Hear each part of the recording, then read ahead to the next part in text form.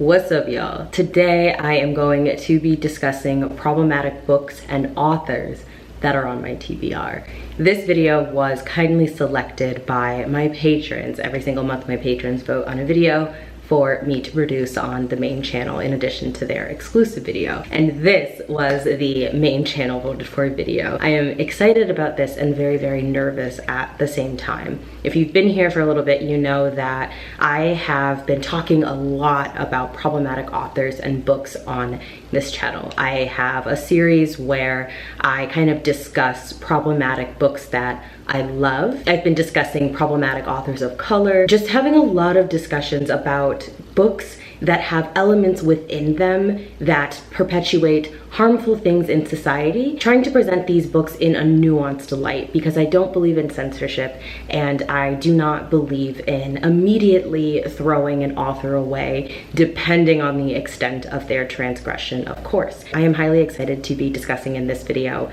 books that I still want to read regardless of the author politics. Now, some of these books are gonna be hardcore authors that I just would never support publicly. I love having hard conversations. I love having nuanced conversations. I love challenging myself, and I also love the back and forth dialogue, because sometimes I have a position that y'all change my mind on in the comment section, and it's just great. So I'm really excited to be getting into this topic further. So the first book that I'm going to be talking about is The Three-Body Problem by Cixin Liu. I was so excited when this book went on my TBR because A, it is a translated work, a non-Western author, science fiction by a Chinese author, and it's also got philosophy. It won a Hugo Award. This book just couldn't sound cooler. It has an adaptation in the works on Netflix. I was just really, really excited about it. I think that a lot of times books by male authors of color get ignored on BookTube, and so I'm just always really, really excited to read the perspective of a male author of color, especially if they are writing in science fiction and fantasy specifically. That is just very, very exciting to me, because those books just weren't there growing up. Like, books by nerdy black boys weren't there for me growing up.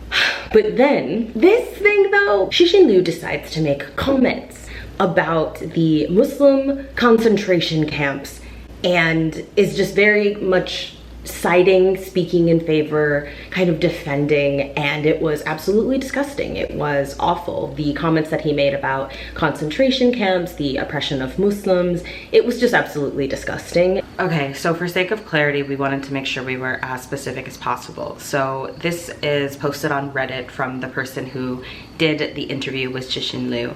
And they say, when I brought up the mass internment of Muslims, and we're not certain how to pronounce this, we'll look it up after this clip, but it's Uighurs.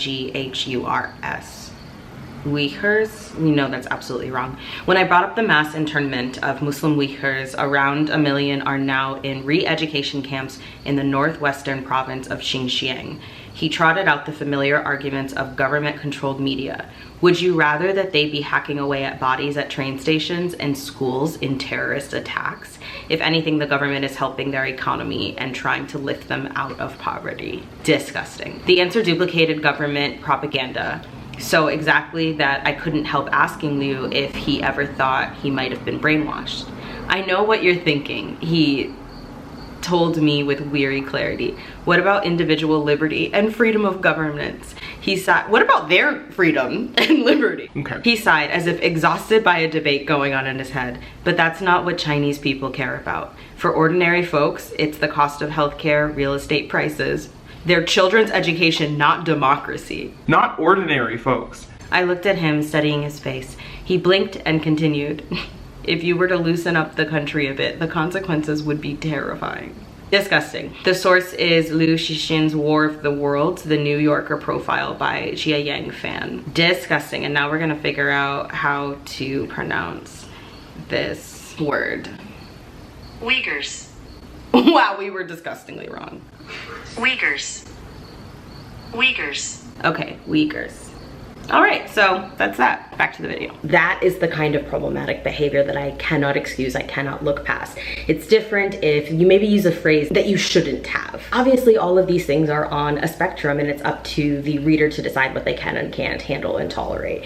This is something that I cannot tolerate. However, there's still so much about this book that is important. I, as a non-Chinese reader, as somebody who was born in America, as somebody who just simply hasn't read enough science fiction and fantasy from Asian authors, especially Asian male authors, I still really want to read the book, especially because the synopsis sounds amazing. So the synopsis is that during the Chinese Cultural Revolution, that's where we are set, the Chinese military kind of launches the secret campaign to contact aliens, and they succeed, and the aliens respond, and they're gonna come hang out on Earth, and it really divides the world.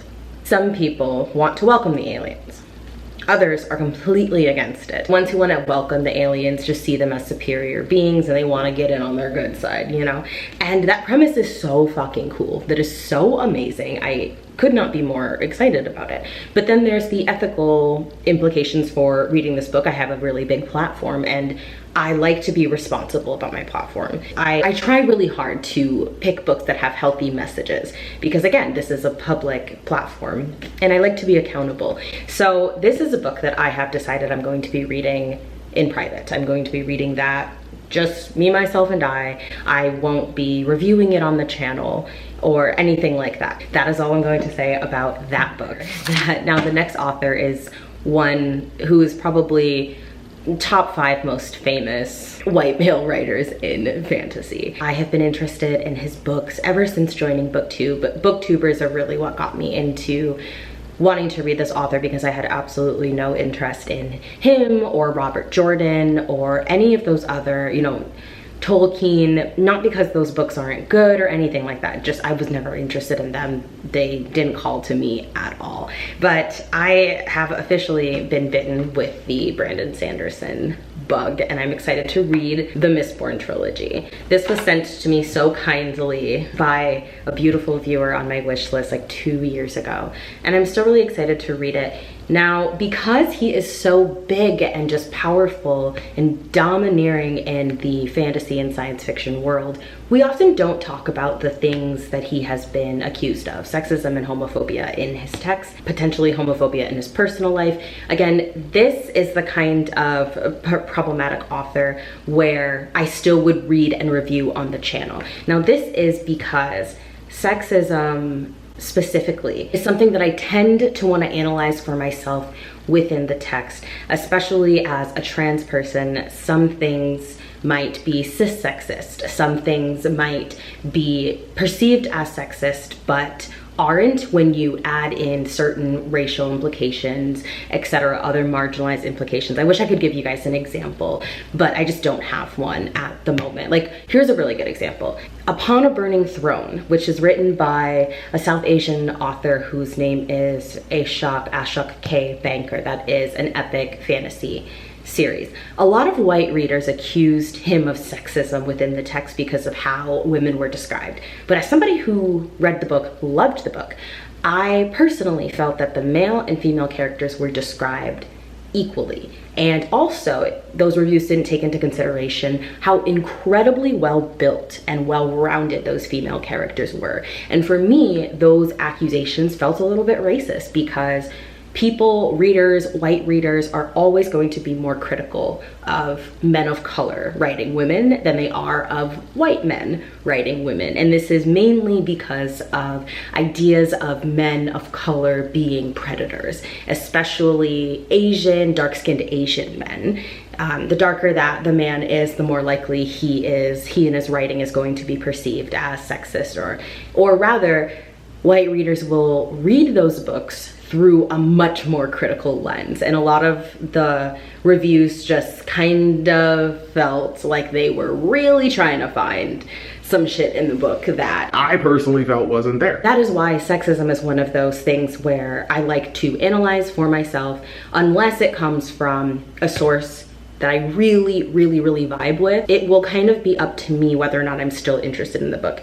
because I just don't like reading sexist fucking stories, and 9 times out of 10 it's just not worth it. It's not worth it to go through the book because there are plenty of really good books that aren't sexist, you know what we're saying? Again, the homophobia, the sexism of somebody who is queer, who is trans, and who does spend a lot of time thinking about things like sexism and oppression, etc. I really want to analyze this for myself. This isn't an author that I personally would blacklist from my bookshelf. So the Mistborn trilogy is on this list, and I would love for y'all who are Brandon Sanderson's stans to let me know what books that you think I should start with. Should I start with this series or no? Should I go a different route? That kind of thing. Another author whose transgression was very, very minimal for me, but I would still classify this book as problematic, is going to be Kit Frick. Kit Frick wrote a book called Very Bad Apples, which I criticized. It's a dark academia novel set at like a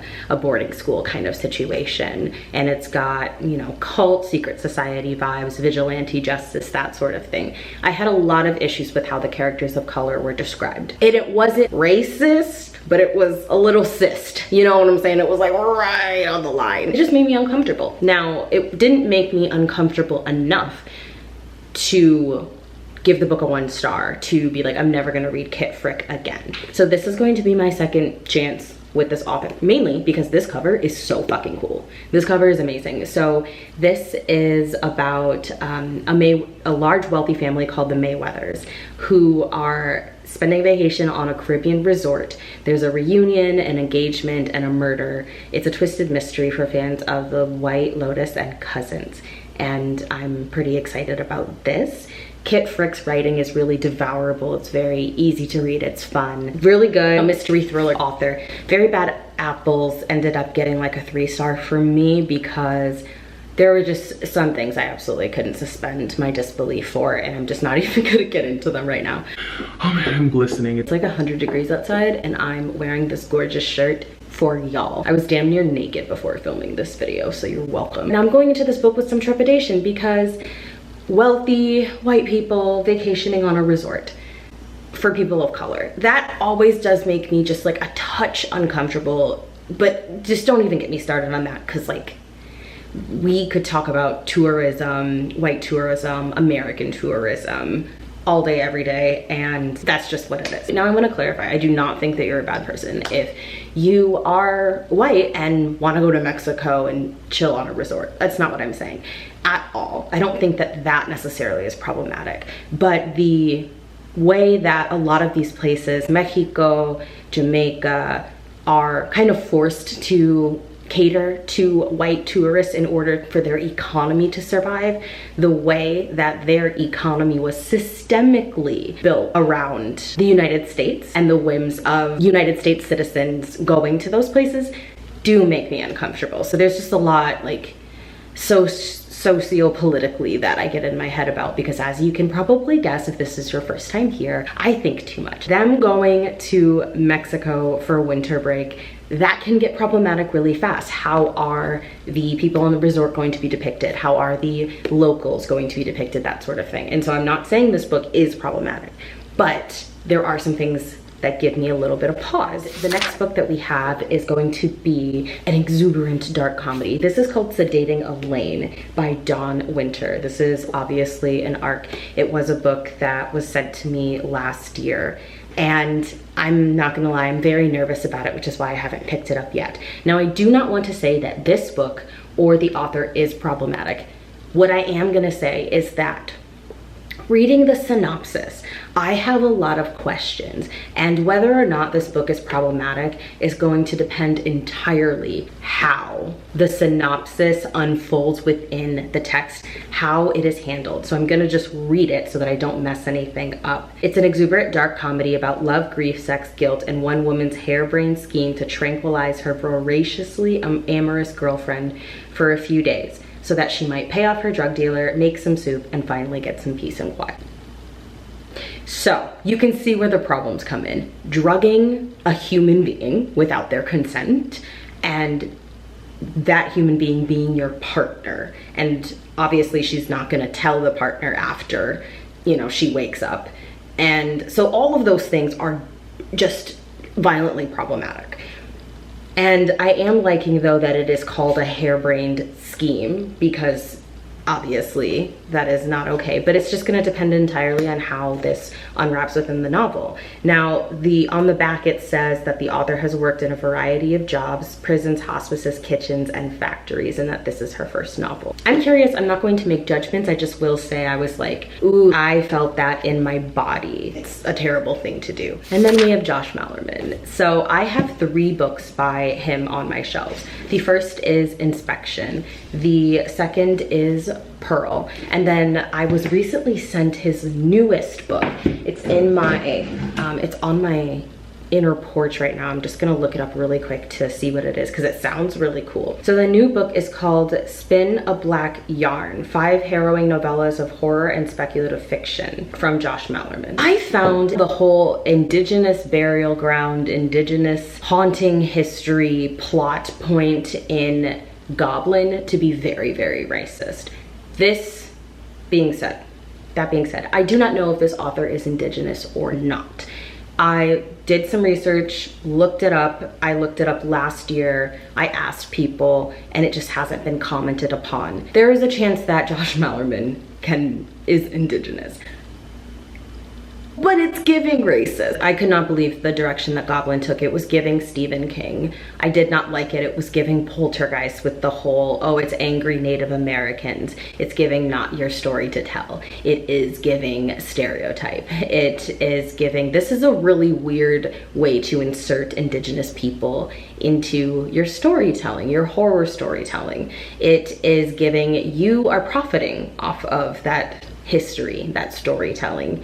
And is that something you should be profiting from? It just made me very uncomfortable. It left me with a lot of questions and concerns. The other thing is that, like, Josh Malerman's writing, I read Bird Box and loved it. I thought Goblin was absolutely terrible. And I have heard very mixed things about Inspection. My friend Starlo loved this, but a lot of other readers did not. And people were excited about Pearl, but then that excitement vanished, which leaves me with questions as well. So Josh Malerman is going on the list, and if any of y'all have more information on Josh Malerman's background or potential other issues within his text, I would love to know. Next up, we have True Biz. This is by Sarah Novik. And there is a accent though on the C, and I'm not sure how to say that. No, Novik. No, that'd be the stress on the I. Novik. Navise? How do you say this person's last name? Now, I was foaming at the mouth for this book because it is set at a school for deaf folk, and there's a lot of sign language, obviously. And I forget the actual plot because I just was so excited to be getting deaf representation in a book. This revelatory novel plunges readers into the halls of a residential school for the deaf, where they'll meet Charlie, a rebellious transfer student who's never met another deaf person before. And then there's the school's golden boy, whose world is rocked when his baby sister is born hearing, a story of sign language, lip reading, disability, and civil rights, isolation, and justice, and then more and more and more. I really was excited about this. This was probably one of my most anticipated books that Book of the Month ever sent me when I was working with them. Unfortunately, I have heard terrible things about the representation. Very, very bad things about the representation. Terrible things. I wish I could give an example of the criticisms, but it basically was a lot of ableism. Next up, we have Verity by Coho. I just find that so ridiculous. Like, I was wondering why everybody was saying Coho. I was like, what the fuck are we talking about? And then I found out it was Colleen Hoover, and it just was like, does she deserve the nickname though? Does she? Does she? Does she? Verity, this is the book that put her on the map. This is the book that made her absolutely famous. And I do not actually want to read this book, but I picked this up, I bought it for an experiment video, and I'll be damned if I just let this money go to waste. Now, I have had so many people say, don't read the book, y'all are gonna hate it, it's not worth it. And in this case, I'm still intrigued. Even if I only get to like 60, 50 pages in, I just wanna have read at least a little bit of this author. That's what I really, really want. You know what I'm saying? I really, really do desire that. Now, I just have a feeling that I'm gonna loathe this book, but I'm gonna give it a chance. I have heard criticism for relationship abuse, for partner violence, for sexism, for all kinds of things. I think I might have even heard racist at one point. Can't remember. I cannot remember. That is a really big B. Hanging out around my window. But Colleen Hoover has been deemed problematic, not just for this book, but a million things, has been criticized from sun up to sundown. And I would love to know down below, those of you who have feelings on Colleen Hoover, how do you feel about this author? Are you in favor? Are you not in favor? Is this an author that you have mixed feelings about? Would you continue reading her books? That kind of thing. I'm just very curious about this romantic thriller because of all of the controversy that it has caused, which is interesting because normally when there's controversy surrounding a book, I just don't want to read it, mainly because I'm a very picky reader and I just don't have time for nonsense, especially certain types of nonsense. Surprising absolutely no one, we have Carrie Soto is Back by Taylor Jenkins Reid. I made an entire video about how problematic The Seven Husbands of Evelyn Hugo is. But I have also quite heavily criticized this author for a variety of things. The problematic way that she depicts Black people in her narratives, the problematic way that Black people are used within her story, the exploitation of people of color's experiences, specifically women of color from marginalized groups. Her bisexual representation I also found to be very, very problematic. There was that absolute atrocity that was the surfboard story, hashtag Surfboard. What was the name of the book? I just can't remember because my God, I tried so hard to forget every single thing about that book. It is so bad that it haunts me. That book wasn't problematic per se, even though there was this one single random forced line about white privilege. And I was like, why was this even in here? Like, this is the laziest grab for cookie points and allyship that I've ever seen, and I honestly would have just rathered it wasn't in the book. I am one of those people. I know other people of color may feel differently. Some do, some don't. I personally feel if you don't know what you're doing when it comes to writing characters of color, just don't write them. I am completely fine with white people writing all white stories. That does not bother me, and chances are I'm probably gonna enjoy this story much more if you just write white characters, because then I don't have to deal with you writing stereotypes because you are writing outside of your group, which means that you are going to 9 times out of 10 be relying a lot on stereotypes, your own idea of what a person within those groups would feel, because you're literally guessing. You know what I mean? Like, there's just a bunch of issues for me personally, and I know I'm gonna piss a bunch of people off because there are a lot of people that are like, no, people should be able to write whatever they want. And that's just not how I personally view it. I really, really like, and I think also that Taylor Jenkins Reid does the best when she's writing white experiences.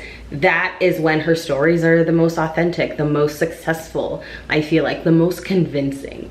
Her writing characters of color is just not convincing. It's not. Like, I'm sorry, it's just not. The reason why I want to read this book is because this is going to be my last shot for Taylor Jenkins Reid.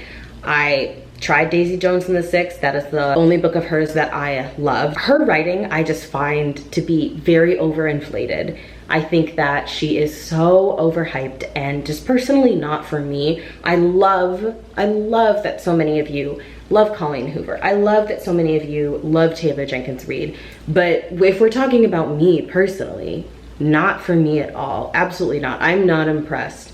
And when you add in the very problematic aspects of her writing, it just doesn't sit well with me, especially because of how much money she made off of telling a Cuban woman's story.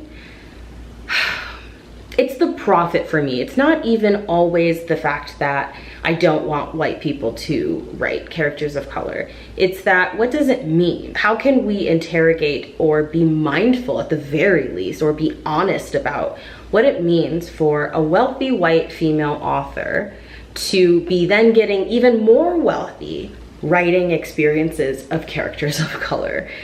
It's just weird for me personally. Let me know what y'all think. I'm always curious about y'all's perspectives. But first of all, this cover I don't like. First of all, like, why is it a golden shower? That is the first thing I thought of when when I saw this book. This golden shower, like, I'm so sorry, but that is literally what I thought of.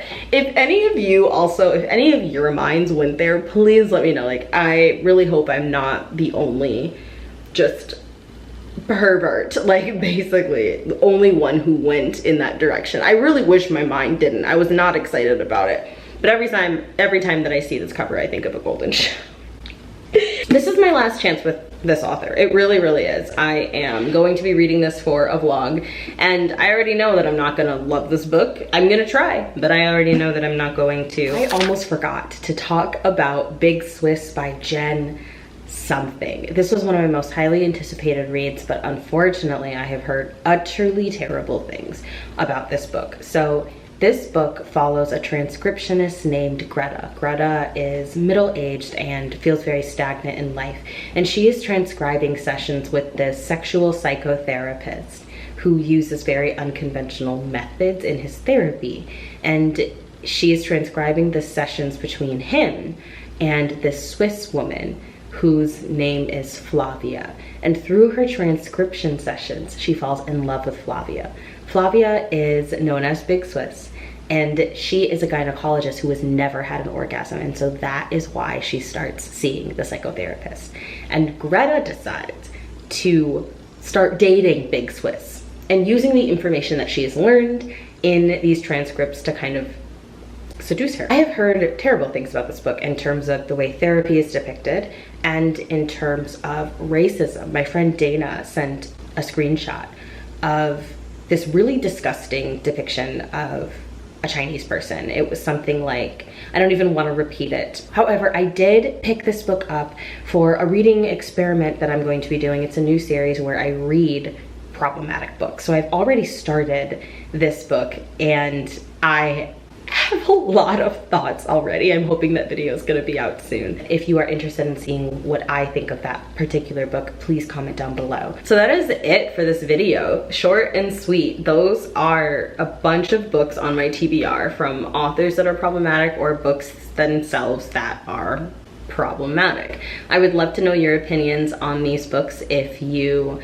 haven't read them, what you think about the things that I've discussed in this video. And if you want to see more from my series kind of discussing problematic literature, check out the links in the description down below. I highly encourage you to join my Patreon because we do fun stuff over there. I am in the process of writing 2 books and my heart level patrons get writing excerpts, that kind of thing. One of my books is called Suddenly in Love, and it is a lesbian romance between 2 studs. And I'm also writing a Robin Hood retelling, which I think that is the first time I've actually announced that on this channel. So, and if you don't want to join Patreon, I have an Instagram, which is linked down below. Okay, cuties, stay safe, be good to yourselves, be good to others, and I can't wait to see you in my next one.